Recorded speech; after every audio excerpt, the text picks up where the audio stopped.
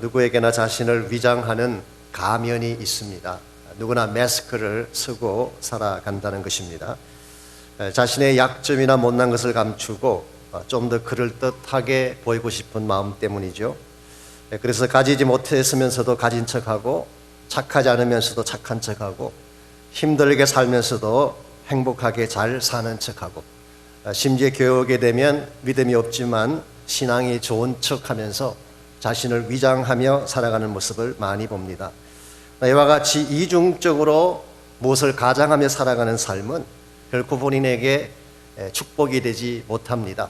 삶을 피곤하게 만들고 고통스럽게 만들고, 본인에게도 열매가 아름답지 못하지만 주변 사람들에게도 잘못된 열매를 남겨줄 수가 있습니다.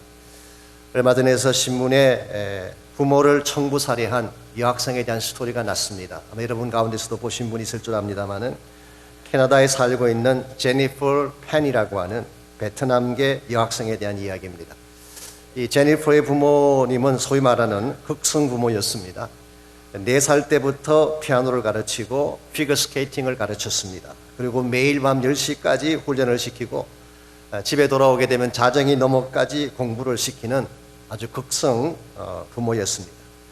그리고 항상 전 과목 A를 받을 것을 요구하고, 그렇지 못할 경우에는 외출도 금지시키고 친구들을 만나는 것도 금지를 시켰습니다. 근데 문제는 이 제니퍼가 B학점밖에 받지 못한다는 데 문제가 있었습니다. 노력을 했지만 공부가 잘 되지 않았어요. 그러나 그는 부모를 실망시키지 않기 위해서 성적표를 조작을 했습니다. 그리고 대학교에 들어가지 못했지만 입학한 것처럼 가장을 했어요. 그리고 2년 동안을 매일 아침 등교를 한다고 학교로 가는 척하고, 사실은 여러 곳을 배회하다가 집으로 돌아왔습니다. 그랬던 것이 졸업식 날 드디어 모든 것이 들통이 나게 됐습니다. 졸업식에 부모가 참석하겠다고 했을 때에 이 초청하는 티켓이 다 떨어져서 참석하실 수가 없다, 이 말을 들은 부모가 좀 이상하게 생각해서 뒷조사를 해보았더니 지금까지 모든 것이 다 가짜라는 것이 드러난 것입니다. 여기에 화가 난 부모가 셀폰도 빼앗고 노트북도 빼앗고 친구들을 만나는 것도 금지시키고, 이와 같은 조치를 취할 때에 이 제니퍼가 해결사들을 동원해서 부모를 청부 살해하는 이런 끔찍한 일을 저질렀습니다. 왜 이와 같은 일들이 벌어졌을까요? 부모의 허영심과 그것을 맞추지 못한 자녀의 좌절감이 만들어낸 비극이라고 할 수가 있습니다. 자기가 부족하면 부족한 대로 살아야 되는데 부족하지 않은 척 하려고 하니까 무리수를 두게 되는 것입니다. 이런 측면에서 우리 한국 부모님들도 결코 뒤떨어지지 않는다고 생각합니다. 아이들을 달달 볶고 극성으로 공부를 시키는 데 있어서는 한국 부모들 결코 미치지 않을 거예요. 몇 년 전에 KBS에서 스페셜로 방송된 공부하는 인간이라고 하는 프로가 있었습니다. 호모 아카데미쿠스라고 하는 그런 프로였는데, 각 나라의 공부하는 문화에 대해서 다루었습니다. 한국의 경우는 아이들이 공부하는 가장 큰 이유가 뭔가 물었더니 부모의 체면 때문이라는 대답이 나왔어요. 자기의 발전을 위해서도 아니고 미래의 꿈을 위해서가 아니라 부모의 체면을 세워주기 위해서. 이것만큼 불행한 현상이 어디에 있습니까? 아이들의 인생은 아이들의 것입니다. 자신들의 몫에 맞게 살도록 도와주어야지, 이것을 강요하고 억지로 뒤집어 씌워서 심지어는 자기 인생을 조작하게 만드는 이것은 결코 아이들에게도 행복이 아니고 가정에도 행복이 될 수가 없습니다. 우리의 삶을 살아가다 보면 우리도 모르게 자꾸 우리 자신을 위장하려고 하는 유혹을 받게 됩니다. 잘 살지 못하지만 잘 사는 척하고 싶어하는 마음이 우리에게 있잖아요. 모르면서도 아는 척하고 싶어하는 마음이 있습니다. 그러나 여러분 기억하실 것은, 모르는 것을 모른다고 해야지 배움의 기회가 있어요. 아프면 아프다고 고백을 해야지 고침받을 수 있는 기회가 있는 것입니다. 우리가 가장하고 척한다고 해서 문제가 떠나가지 않는 것입니다. 우리의 신앙생활, 우리의 영적 생활도 마찬가지입니다. 잘 믿는 척, 신앙이 좋은 척하면 진짜 일어나야 될 변화를 경험할 수가 없습니다. 우리가 하나님 앞에 나올 때 무엇인가를 가장하고 성결한 척, 거룩한 척 여러분 자신을 포장하게 되면 참된 의미에서의 은혜를 경험할 수가 없어요. 오히려 반대로 나의 부족함을 인정하고 나의 죄인됨을 고백하고 하나님의 은혜를 붙들 때에 하나님의 용서가 주어지게 되고 회복과 변화와 성장이 주어지게 되는 것입니다. 이런 면에서 우리도 모르게 계속 우리 앞길을 위장하는 이 가면들, 그 종류가 어떠한 케이스든 우리가 이 모든 것을 벗어버릴 때에 진정한 차원에서의 여러분 자신을 발견할 수가 있게 되고, 그때 참된 의미에서의 성장과 발전이 가능한 것입니다. 오늘 같이 봉독한 본문에 보시면은 이 베드로가 보여주었던 이중적인 행동 하나가 오늘 본문에 소개가 되어 있습니다. 여러분 11절 말씀을 보시면요, 게바가 안디옥에 이르렀을 때에 책망받을 일이 있기로 내가 그를 대면하여 책망하였노라. 여기 나오는 게바는 베드로를 의미하는 거 아시죠? 이 베드로가 안디옥을 방문을 했습니다. 이때가 언제였는지는 정확하게 알 수가 없습니다. 성경에 기록하고 있지 않기 때문에. 그러나 많은 성경학자들의 계승에 의하면은 최소한 예루살렘 공회가 끝난 이후였다, 그렇게 이야기를 많이 합니다. 지난주에 다뤄들었던 예루살렘 공회는 이방 선교를 인준하는 공회였잖아요. 이방인이든 유대인이든 동일하게 믿음으로 구원받는다.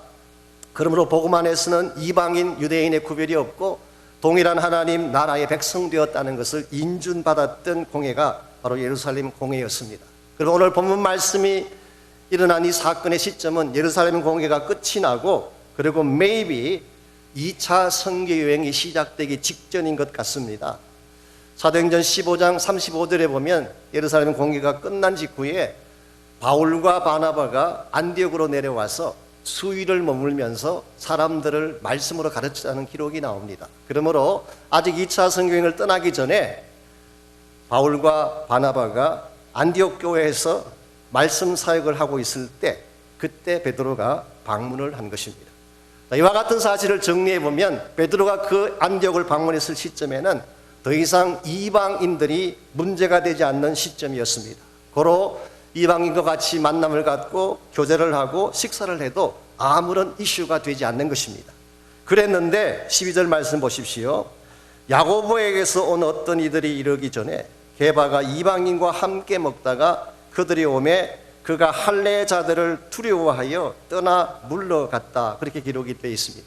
게바가 이방인과 함께 식사를 나누고 있습니다. 여기서 말하는 식사는 우리가 보편적으로 알고 있는 식당에서 먹는 식사가 아닙니다.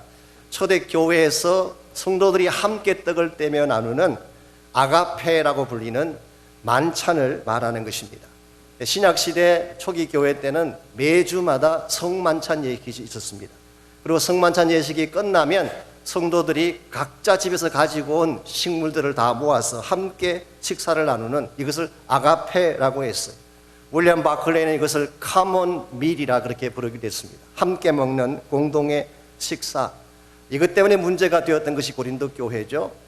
가난한 사람들은 적게 가져오고 부자들은 많이 가져와서 자기들끼리 밥 먹는 것 때문에 이슈가 된 것이 바로 이 케이스였습니다. 그러므로 여기서 식사라고 하는 것은 교회 안에서 모든 성도가 함께 떡을 떼며 교제하는 그런 시간인데, 베드로가 교회 안에서 이방인과 같이 식사를 나누는데 소식이 들려옵니다. 야고보에게서 사람들이 내려온다는 전갈이 왔어요.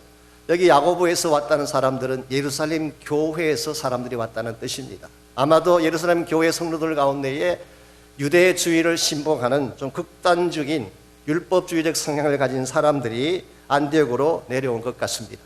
이 소식을 베드로가 접하게 되자 베드로가 급히 그 자리를 떠나갔다는 것입니다. 왜 그랬을까요? 사람들의 눈치 때문입니다. 지금 야고보가 목회하고 있는 예루살렘 교회에서 이제 교인들이 내려오는데 이 사람들이 와서 베드로가 이방인과 식사하는 것을 보고 뭐라고 말할까? 이들이 예루살렘에 돌아가서 어떤 보고를 드릴까? 이 사람들의 평가와 사람들의 눈치를 보느라고 베드로가 식사를 하다 말고 그 자리를 떠난 것입니다. 여러분, 이것은 참으로 베드로답지 못한 행동입니다. 왜냐하면 베드로는 그 당시 지도자였습니다. 예루살렘과 이방 지역 전체를 통틀어서 베드로는 가장 각광받는, 누구나 알고 있는 지도자였습니다. 지도자면 지도자답게 행동을 해야 하는데 그렇지 못했어요. 만일 베드로가 처음부터 이방인과 식사하는 것이 꺼리켰으면 처음부터 안 했었어야지. 식사를 할 때는 언제이고 누가 내려온다니까 또 눈치를 봐서 도망가는 건 또 무엇입니까? 여기서 우리가 아무리 좋게 평가하려고 해도 비겁하고 부끄러운 행동이라고 밖에 말할 수가 없습니다. 이것을 목격한 바울이 오늘 본문에 의하면 베드로를 면전에서 책망을 합니다. 그것도 모든 사람들이 보는 앞에서 공개적으로 베드로를 책망을 했습니다. 우리가 얼핏 보게 되면 이거 좀 과한 거 아닌가 그런 생각을 할 수도 있어요. 왜냐하면 베드로는 말씀드린 것처럼 예루살렘 교회의 기둥이었습니다. 예수님의 수지자였어요. 사도 중에서도 사도라고 불리워지는 그런 인물입니다. 그랬는데 한참 뒤에 사도가 된 후배 사도인 바울이 감히 대선배를 앞에 놓고 수많은 사람들 앞에서 공개적으로 책망을 했다는 것, 이건 좀 과하지 않은가? 그것도 갈라디아서라고 하는 성경에 기록을 남김으로써 오고 오는 세대 속에 수치를 당하게 한 것. 여러분, 요즘 같으면 이거 명예훼손감입니다. 아무리 잘못한 일이 있어도요, 실명을 거명하면 안 돼요. 그냥 P씨가 이랬다 이렇게 해야 되는 거예요.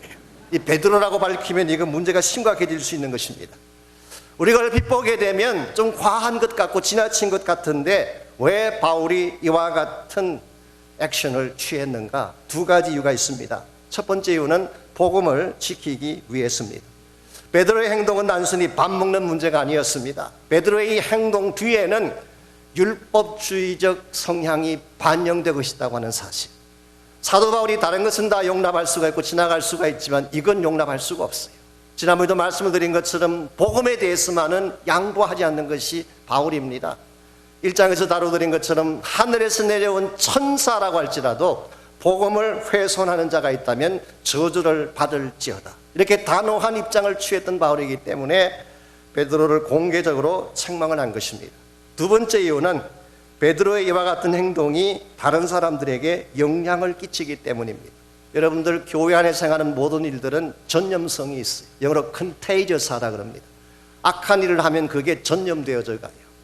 악한 말을 하게 되면 악한 말이 전염병처럼 번져가기 시작해요. 부정적인 태도를 보면 그게 전염성을 가지고 번져가는 것입니다. 그러니까 여러분께서 행동하는 것, 말씀하는 것 참 조심해야 돼요. 오늘 바울이 걱정하는 것은 베드로가 행한 이 행동이 다른 사람들에게 악한 영향을 끼쳐서 이것이 퍼져가면 어떡하냐, 이 염려 때문이었어요. 아니나 다를까 13절 말씀 보십시오. 베드로 때문에 영향받은 사람들이 나옵니다. 남은 유대인들도 그와 같이 외식함으로 바나바도 그들의 외식에 유혹되었느니라. 베드로가 밥 먹다가 자리를 떠나는 걸 보고 곁에 있던 다른 유대인도 똑같이 자리를 떴어요. 이걸 보고 있던 바나바도 똑같이 자리를 뜸으로써 외식하게 되었다. 여기서 사도 바울은 베드로를 비롯한 유대인들의 이런 행동을 외식이라고 불렀습니다. 여러분, 외식이 무엇입니까? 외식, 바깥에서 먹는 식사를 말하나요? 이 외식이라고 하는 단어는요, 헬라말로 휴포크리시스라는 단어입니다. 휴포크리시스라는 이 단어는 원래 고대 헬라 사회에서 연극 배우들이 쓰던 가면을 의미하는 단어입니다. 그래서 가면을 쓰다 혹은 플레이 액팅, 무엇인가 연기를 한다, 이런 의미로 휴포크리시스라는 단어가 사용됐어요. 여러분, 배우라고 하는 사람들은요, 자기 얼굴 위에 다른 사람의 얼굴을 쓰고 딴 사람 행세를 하는 것이 배우의 직업이에요. 이것을 고대 헬라 사회에서는 휴포크리시스라고 불렀습니다. 여기서 나온 유명한 영어 단어가 히포크리스라고 하는 위선이라는 단어가 여기서 나온 것입니다. 히포크리스, 위선자, 히포크라스, 이게 위선이에요. 여러분들 배우라고 하는 사람들은요, 연기할 때 보면 누구나 반할 정도로 멋지게 그렇게 연기를 합니다. 다 잘생겼고 쿨하고 다 좋아 보여요.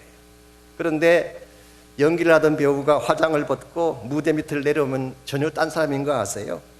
이걸 알지 못하고 배우 좋아하는 사람들이 연속극 보다가 뭐 연극 보다가 아니면 영화 보다가 배우에게 혹해서 따라다니면요, 생체 만취게 되는 잘못된 일을 경험할 수가 있습니다.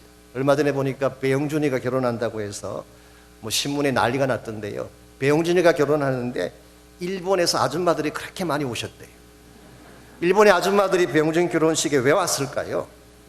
이 사람들은 십몇 년 전에 그 배용준을 생각한 거예요. 겨울 연가에 나오는 그 배용준이 지금은 나이 43살이 돼가지고 고물이 다 됐는데 이걸 모르고 여러분, 배우라고 하는 것은 겉모양과 실제 내용은 다른 것입니다. 이게 바로 히포크리시스예요. 오늘날 우리가 나의 자신의 모습은 감춘 채 이중적인 역할을 하며 사는 삶, 이게 바로 위선이고 외식이고 이것이 바로 우리 앞을 가로막는 가면이 되는 것입니다. 하나님이 가장 싫어하는 게 뭔지 아세요? 바로 외식하는 것입니다. 자신의 모습을 감추고 거룩한 척하는 삶을 하나님이 가장 경멸하세요. 그래서 예수님께서 공생애를 사실 때에 가장 강력하게 책망한 대상이 누구였어요? 바리새인들이었잖아요. 바리새인들의 외식을 가장 싫어하셨어요. 예수는 그들의 외식을 회칠한 무덤이라고 말씀하셨습니다. 회칠한 무덤이 어떤 것입니까? 겉모양은 회칠을 해서 흰 페인트 칠을 해서 깨끗하고 아름다워 보입니다. 근데 그 밑에는 썩은 송장 냄새가 나는, 이게 바로 외식이에요. 우리의 겉모양은 거룩하게 잘 꾸몄지만 누가 봐도 아름답고 성결한 척 보이지만 실제 우리 내면을 파보면은 썩은 송장 냄새가 나는 각양각색의 악과 잘못이 담겨져 있는 삶, 이게 바로 외식의 삶, 위선의 삶이라고 하는 것입니다. 여러분에게도 이와 같은 가면이 있고 저에게도 이와 같은 가면이 있습니다. 그래서 어떤 종류이든 간에 여러분과 제가 이 가면을 벗지 아니하면 하나님 앞에 바른 모습으로 설 수가 없어요. 그리고 진정한 의미에서의 회복과 성장이 결코 일어날 수가 없습니다. 그래서 우리가 어떻게 하면 나를 가로막는 내 삶의 앞을 위장하는 이 가면을 벗어버리고 하나님 앞에 정직하고 건강한 바른 모습으로 살 수가 있을까? 오늘 본문에 보시면은 우리가 가면을 벗고 건강한 정직된 나의 모습으로 사는데 필요한 몇 가지 원리를 발견해 볼 수가 있습니다. 제일 첫 번째가 우리가 이 가면을 벗고 참된 나의 모습으로 돌아오려면 내적 확신이 필요합니다. 내적인 확신. 이것은 자기 자신에 대한 건강한 확신을 말하는 것입니다. 여러분 12절 말씀을 다시 보십시오. 베드로가 할례자들을 두려워하여 떠나 물러갔다, 그렇게 기록이 되어 있습니다. 베드로가 지금 이 자리를 피하는 것은 두려움 때문이었어요. 무엇이 베드로로 하여금 이 두려움을 갖게 했을까요? 그것은 바로 그 사람들이 내려줄 평가 때문에 두려워한 것입니다. 이방인과 마주 앉아 식사하는 모습을 보고 저들이 어떻게 나를 평가할까? 그리고 앞으로 예루살렘 교회가 나의 이 안디옥 방문에 대해서 어떤 평가를 할 것인가? 이와 같이 주변 사람들의 평가를 따라서 또 눈치를 따라서 살게 되면 결국 두려워하게 되고 소신 없이 끌려다니는 인생이 되는 것입니다. 오늘 여러분의 인생을 주변 사람들이 결정해 줄 수 있나요? 주변 사람들의 평가나 박수 보내는 것이 여러분의 존귀함을 결정할 수 있을까요? 여러분, 그렇게 되면 인생이 이상해지는 것입니다. 여러분이 존귀한 이유는 한 가지 때문이에요. 예수님 때문입니다. 여러분 안에 계신 참보배신 예수님 때문에 존귀하게 된 존재이지 주변 사람들의 평가나 그들이 나에게 보내주는 박수의 양이나 그들의 눈치 때문에 우리 인생이 개선되어지고 변하는 것은 아니라는 것입니다. 이 사실을 정확하게 아는 사람들은 사람들의 눈치를 보지 않습니다. 도리어 하나님의 눈치를 보는 것입니다. 사람을 두려워하지 않습니다. 하나님을 두려워합니다. 주변 사람들이 나에게 대해서 뭐라고 말을 하든 나의 삶에 대해서 어떤 평가를 내리든 케어하지 아니하고 하나님이 나를 어떻게 보실 것인가, 하나님이 내 인생을 어떻게 평가하실 것인가, 이것을 따라 살아가기 때문에 언제나 당당하고 정당하게 살 수가 있는 것입니다. 여러분들, 사람은 속일 수 있을지 모르지만 하나님은 속일 수가 없습니다. 나중에 다시 다뤄드리겠지만 갈라디아서 6장 7절 말씀에서 바울은 말합니다. 스스로 속이지 말라. 하나님은 만홀히 여김을 받지 아니하시나니 사람이 무엇으로 심든지 그대로 거두리라. 자, 스스로 속이는 경우가 어떤 경우일까요? 자기답지 않게 사는 삶을 스스로 속인다고 표현한 것입니다. 내가 지금 악하면 악한 모습대로 살아야 되는데 선한 척하는 것입니다. 가지지 않았으면 가지지 않은 사람처럼 살아야 되는데 가진 것처럼 위장하는 것입니다. 거룩하지 않으면서, 성결하지 않으면서, 성장하지 않았으면서, 영적으로 뜨겁지 않으면서, 진실되지 못하면서 자기를 위장하고 가리는 삶, 이와 같은 삶이 스스로 속이는 삶이에요. 여러분, 사람들은 우리가 그렇게 살아도 잘 모를 수 있어요. 속이는 것이 가능해요. 근데 하나님도 속아 넘어갈까요? 바울은 분명히 말합니다. 하나님은 만홀히 여김을 받지 아니하신다.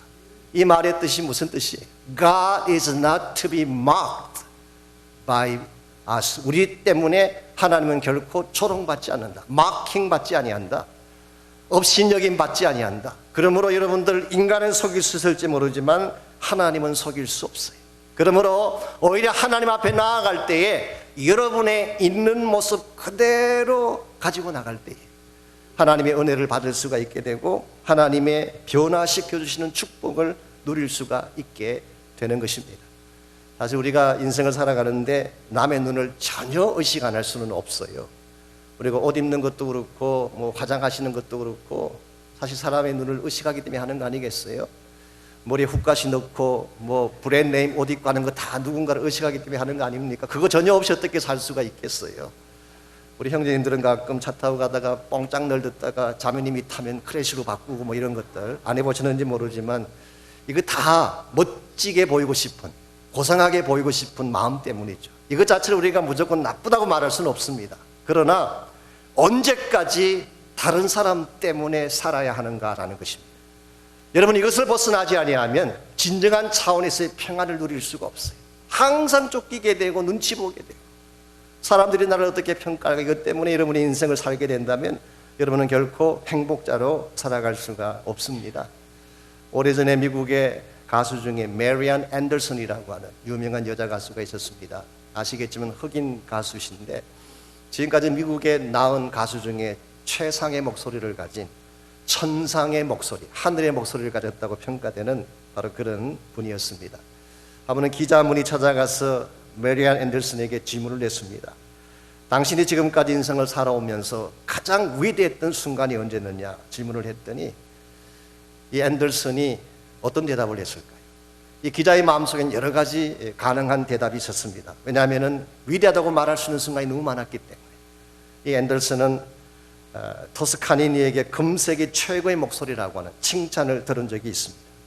루즈벨트 대통령과 영국 여왕이 있는 자리에서 직접 노래를 부른 적도 있었어요. 그녀의 고향인 필라델피아에서 가장 큰 업적을 세운 사람에게 주는 복 어워드를 수상한 사람이기도 했습니다. 뿐만 아니라 미국의 대통령을 비롯한 정부의 모든 고위 관리자들이 약 7만 5천 명이 모인 자리에서 부활절날 독창을 한 적도 있는 사람이 앤더슨이었어요. 기자의 마음속에 이와 같은 위대한 순간들이 많았는데 그 중에 어떤 것을 말할까라고 그는 초조하게 그 답을 기다렸는데 뜻밖으로 메리안 앤더슨은 방금 나열해드린 그 어떤 것도 말하지 않았습니다. 그는 이렇게 답을 했습니다. 내가 지금까지 살아오면서 내 생애 가장 위대한 순간은 자기 어머니에게 어머니 더 이상 몸을 씻지 않겠습니다, 이 말을 했던 순간이라고 합니다. 여러분 잘 이해가 안 가실지 모르지만 이 메리안 앤더슨은 어릴 때부터 자기 몸이 검다는 사실에 대해서 열등감을 가지고 있었어요. 그래서 어떻게 하면 이 검은 몸을 씻어서 희게 만들 수가 있을까? 어릴 때부터 지금까지 매일 밤마다 일어나서 자기 몸을 닦은 것입니다. 그러나 아무리 닦아도 그 몸이 희게 될까요? 이 메리안 앤더슨이 누군가에게 자신을 보이기 위해서, 누군가의 아름다운 평가를 받기 위해서 자기 몸을 매일 밤마다 씻던 그 일을 멈추고 자기 자신의 본래 모습으로 돌아온 순간, 이것이 자기 생애의 가장 위대한 순간이라고 고백을 했습니다. 사랑하는 형제 자매 여러분, 주변 사람들의 평가 여러분 인생을 걸지 마십시오. 사람들이 만들어 놓은 잘못된 거울에 여러분 자신을 비추어보고 여러분 인생의 성공과 실패를 말하지 마십시오. 물질의 양이나 학벌이나 외모의 아름다움에 그 사람들의 평가는 그와 같은 왜곡되고 잘못된 기준에 여러분의 인생을 걸고 그것 때문에 낙심하거나 그것 때문에 좌절하지 마십시오. 여러분은 그리스도 안에서 이미 존귀한 사람들입니다. 나는 나다. 누구도 나를 대신해 줄 수가 없다.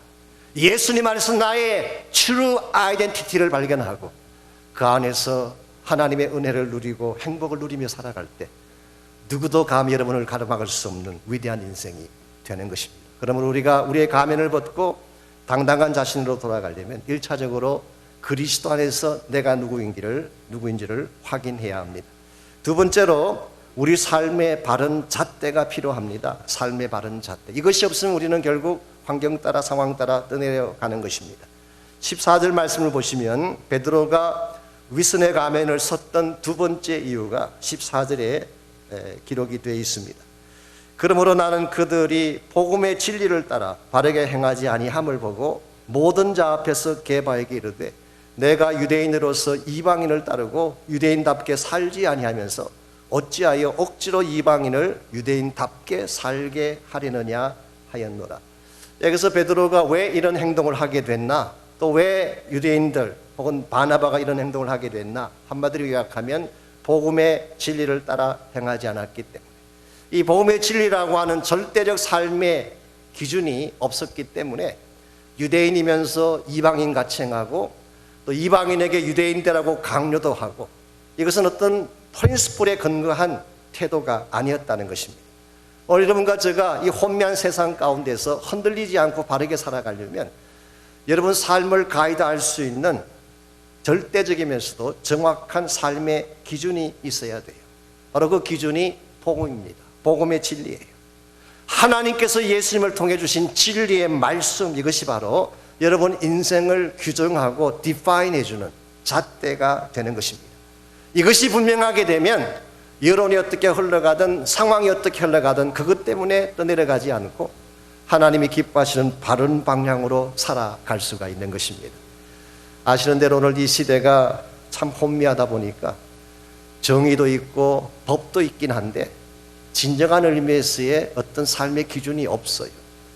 미국 내에도 자스티스가 있잖아요. 정의라고 부르는, 공의라고 부르는 것이 있습니다. 또 법 질서가 있어서 법을 따라서 사람을 다스리기도 하죠. 근데 그게 과연 객관적이고 절대적일까요? 저는 참 한 가지 뭐라 그럴까, 좀 저한테 납득이 안 가는 것 중에 하나가 이 투표로 결혼에 대한 것을 결정한다는 것 자체가 저는 이해가 안 돼요. 남자와 여자가 결혼하는 결혼 제도에 대한, 이 동성애에 대한 이것이 뭐 5대4 투표로 결정해서 이제부터는 이렇게 간다. 여러분, 이게 얼마나 애매하고 잘못되고 모호한 그런 삶의 원칙입니까? 그러다 보니까 사실은 저스티스를 이야기하지만 객관적인 의미에서의 저스티스가 아닐 때가 너무 많습니다. 아시겠지만 지난 주간에 제임스 홈즈라고 하는 사람의 편결이 났지 않습니까? 제임스 홈즈가 어떤 사람이냐고 하면 2012년도에 콜로라도에 있는 극장에 들어가서 그 배트맨 시리즈의 영화가 상영될 때에 그때 그 영화에 나오는 조커의 흉내를 내느라고 총을 들고 들어가서 무대 위에서 관객들을 향해서 무차별 발사를 했습니다. 그래서 12명의 생명을 잃고 70여 명이 중경상을 입게 했던 사람이 제임스 홈즈예요. 우리가 객관적으로 생각해보면 12명의 생명을 앗아가고 70여 명을 그렇게 중경상을 입혔으면 당연히 사형 판결이 나와야 될 것 같은데 지난 주간에 무기징역 판결이 나왔어요. 목숨을 살려주겠다는 것입니다. 저는 개인적으로 거기에 동의하기가 참 쉽지가 않습니다. 좀 제가 조심스럽긴 한데요. 만일의 경우에 제임스 홈즈가 흑인이었더라도 이런 판결이 났을까요? Maybe not.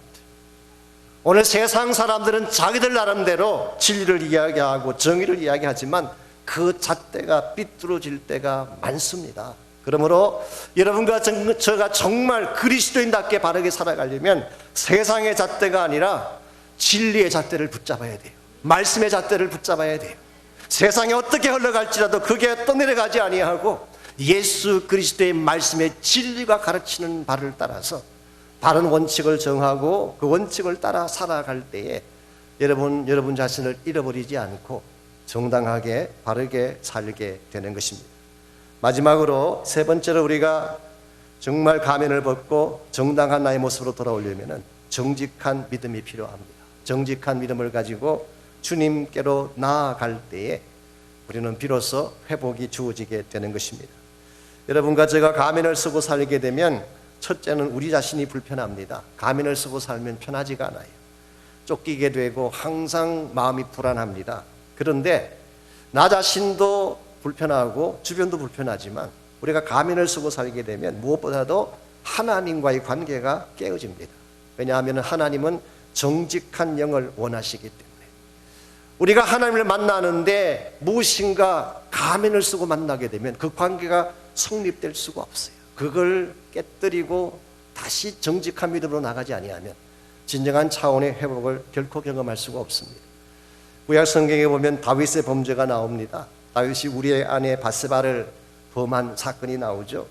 그 범죄를 통해서 다윗은 한꺼번에 10계명 중에 4가지를 범했어요. 간음죄를 범했죠. 살인죄를 범했죠. 남의 것을 탐내는 탐욕의 죄를 범했죠. 그리고 거짓말하는 거짓의 죄를 범했습니다. 10가지 계명 중에 4가지 계명을 범한 이 다윗이 이 죄를 짓고도 성경 기록에 의하면 거의 1년 동안 1년 이상을 그냥 지나갔어요. 모른 척하고 그냥 지나갔어요. 아마 다윗 본인 외에 나머지 사람들은 몰랐을 수도 있어요. 엄청난 죄를 짓고 엄청난 가정에 파탄을 가져왔었으면서도 다윗은 1년여의 기간을 마치 아무 일도 없었다는 듯이 그냥 지나갔어요. 그런데 여러분, 그 기간 동안에 다윗의 마음이 편했을까요? 결코 그렇지 않습니다.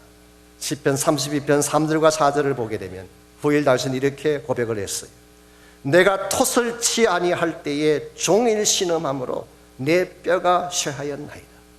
내가 토설치 아니할 때에 하나님 앞에 나의 죄를 자백하고 하나님의 은혜를 구하기 위해 나가지 아니했을 그때에 내 뼈가 녹는 아픔을 내가 겪었습니다. 4절 말씀, 주의 손이 주야로 나를 누르시오니 내 진액이 화하여 여름 가뭄의 마름같이 되었나이다. 하나님의 누르시는 손이 나를 압박하고 압박해서 내 안에는 모든 진액이 다 쇠하여져 버리게 되고 마른 뼈다귀처럼 비틀어진 인생처럼 쇠하게 된 사실을 고백한 것입니다. 뼈가 상하고 온몸의 진액이 다 빠져나가는 고통, 이것이 자백하기 전까지 다윗의 상태였어요.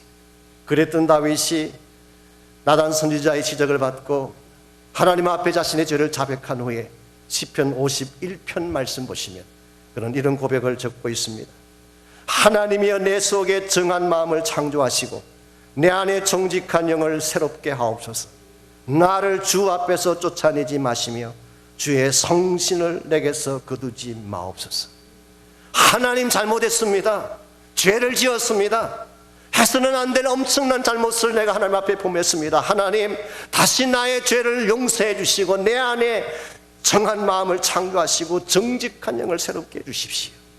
그리고 무엇보다 주의 성령 빼앗아가지 마시고 다시 하나님의 은혜 가운데 거하는 나의 삶이 되게 해달라고 고백한 것입니다.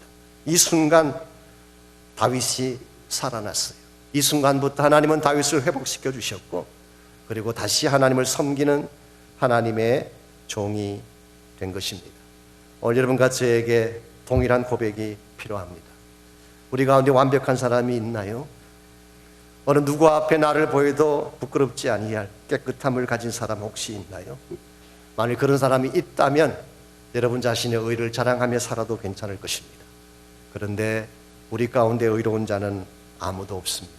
우리 모두는 다 죄인이고 사람들 앞에 나의 모든 모습을 드러내놓으면 부끄러움을 경험할 수밖에 없고 부끄러워할 수밖에 없는 악과 죄를 담고 있는 사람들입니다. 그러므로 우리가 이 모든 것을 회복할 유일한 길은 예수 그리스도께로 나가는 길밖에 없어요. 그래서 오늘 말씀 16절을 봅니다. 마지막 절 보게 되면 바울은 이렇게 결론을 짓고 있습니다. 사람이 의롭게 되는 것은 율법의 행위로 말미암음이 아니요 오직 예수 그리스도를 믿음으로 말미암는 줄 안다. 우리가 만일 율법을 통해서 외적인 행동을 통해서 의롭게 되고 험없이 깨끗하게 살 자신이 있다면 maybe 그렇게 살아도 될지 모르지만 우리 가운데 그럴 사람은 아무도 없기에 의인은 없기에 한 명도 없기에 우리가 진실로 이와 같은 모든 것들을 다 회복하고 다시 변화될 수 있는 유일한 길은 나를 위해 죽으시고 부활하신 십자가 보혈의 은혜를 갖고 여러분과 저를 기다리고 있는 예수 그리스도를 믿는 길밖에 없다는 것입니다. 오늘 여러분들께서 인생을 살아오시면서 여러분 나름대로 수없이 여러분을 위장하고 가장했던 껍데기들이 있을 것입니다. 잘 사는 척, 행복한 척, 내 인생에는 아무 문제가 없는 것처럼, 내가 매일 교회를 나오고 기도를 하니까 나는 마치 모든 거룩함을 이룩한 존재인 것처럼 우리를 가장하고 위장한 채 살아왔지만 하나님은 아십니다. 우리가 얼마나 누추한 존재인지를, 우리가 얼마나 많은 상처를 가지고 있는지를, 우리 안에 얼마나 많은 고통과 깨어짐이 있는지를 하나님은 아십니다. 이 모든 것들을 치유받고 회복할 수 있는 유일한 길은 가장하고 위장하는 것이 아니라 정직한 고백으로 주님께 나가는 것입니다.